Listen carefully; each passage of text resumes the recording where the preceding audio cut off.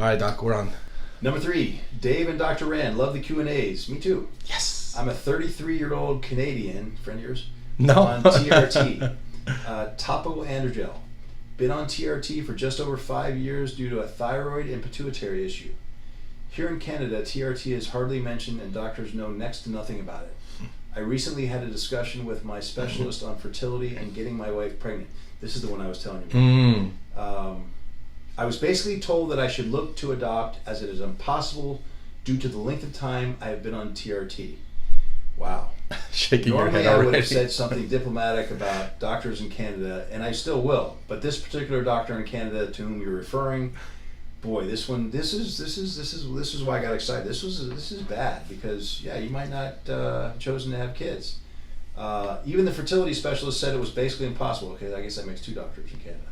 Here's the catch: I haven't done any tests, sperm count, etc. to confirm infertility.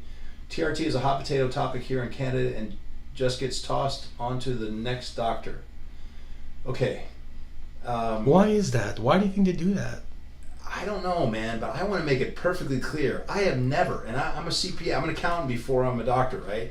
So I'm presumably honest and conservative. I have never, in seeing, in at least 20,000 patients, I've never seen a case where someone was on TRT, became infertile, and could not, for physiological reasons, get fertile again. Never seen it. Wow. Now, I will throw in there, for psychological reasons, I've seen some people not do it because they say, I don't want to wait another 3 months to get fertile again.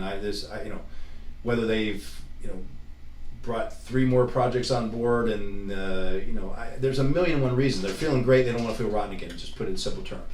Or don't want to function the way they functioned before they started TRT. Mm-hmm. But no, this is, I hope this guy's listening and still wants to have children, because this should be fixable. If you want to be sure you can have kids and regain your fertility, and he says, we don't even know if he's lost his fertility. Yeah, he was taking their even word. know? I know, right. There's some guys that are fertile Freds and some guys that aren't. I've seen a good buddy of mine in his early 60s, father twins. It took him 9 months. Yeah. Wow. But he had some other things going on. He at the time he was diagnosed with MS. Wow. I have another friend, a patient, 63, fathered also twins. Interestingly. Wow. And all he did was he backed off on his TRT from 200 milligrams a week to 100 milligrams a week, and threw in HCG, 500 IU every other day. And within like 6 weeks, he got his wife pregnant. Wow. And yes, I have to say this because there's people out there that go, well, how do you know it was him? He had a paternity test because unfortunately there was other issues that came up and they weren't getting along, and they were his. So Wow. it can happen at 63. I want to know how old the wife is. That's what I want to know. She's 62? She was in her late 30s, I think. Okay. Nice.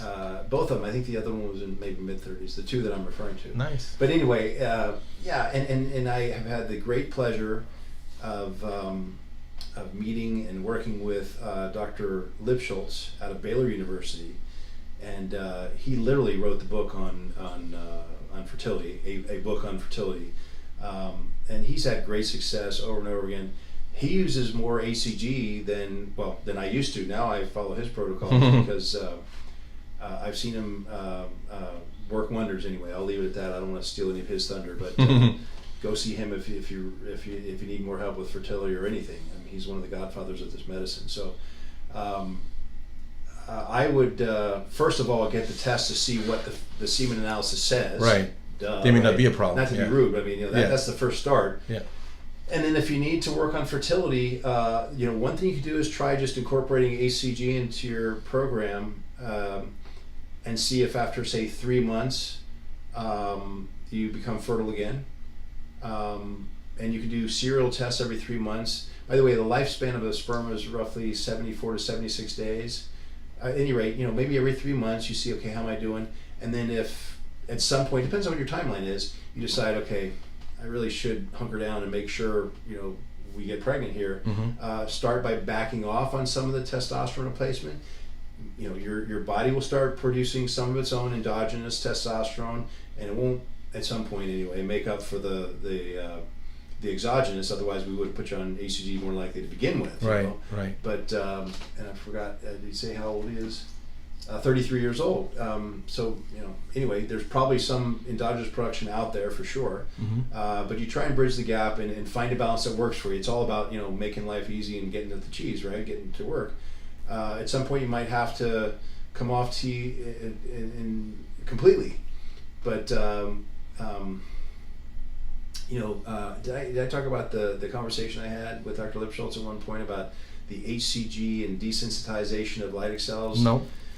All right. Well, this is kind of a funny story, but apropos to this, I got to shadow Dr. Lipschultz, and we had a break in the day, and I was telling him about the legend that I've heard of desensitizing Leydig cells with any more than 500 IUs of HCG every day.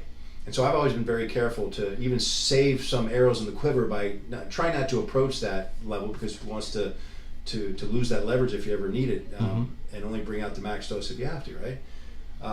So anyway, I go through all the story, and I've done a lot of research in my time, have access to different libraries through friends of mine, and I can do what we call a deep dive, and I have yet to find, and I'm telling him all this almost like this, I've yet to find any study to back up this legend.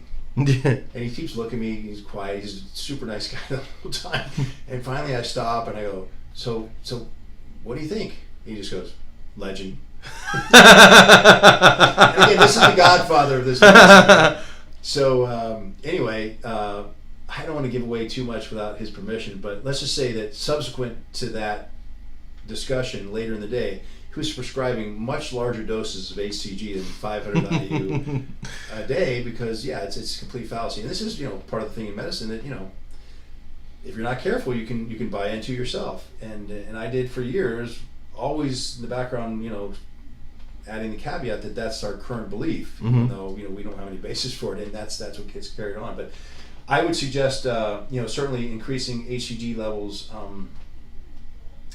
You could go as much as 3,000. I shouldn't, I don't mean to be practicing medicine, curbside service on the air or anything like that without knowing. But let's just say there are cases where you could use 3,000 IU every other day of HCG, if that's what's needed to get those puppies back online. And there's other ways to do it than HCG. It's just I think it's the most comfortable and expedient method.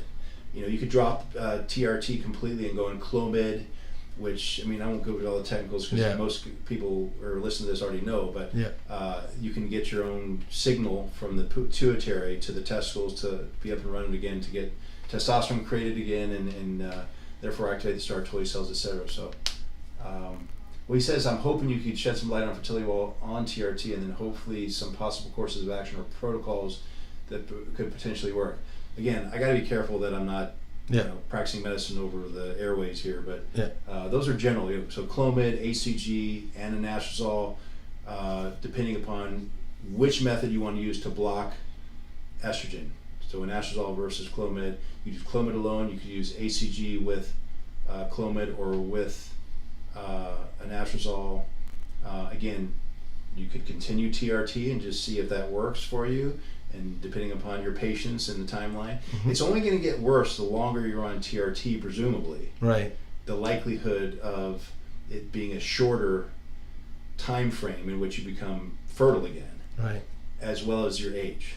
So at some point you're going to say, okay, well, let's just get this over with. But why you don't have to necessarily jump off of TRT to get pregnant. That's, I guess, the take home I want to leave too. I'm sure he'll be glad to hear your answer. That's awesome. Well, it's at least worth a try. I don't know what his timeline is, but again, no need for fingers crossed, and so I'll knock on wood anyway and keep your fingers crossed, I guess. But I've never seen it be an issue, so go for it. Curtis from Canada, I send me a note when you get her pregnant, please. Awesome. A basket maybe. All right, thanks, Doc.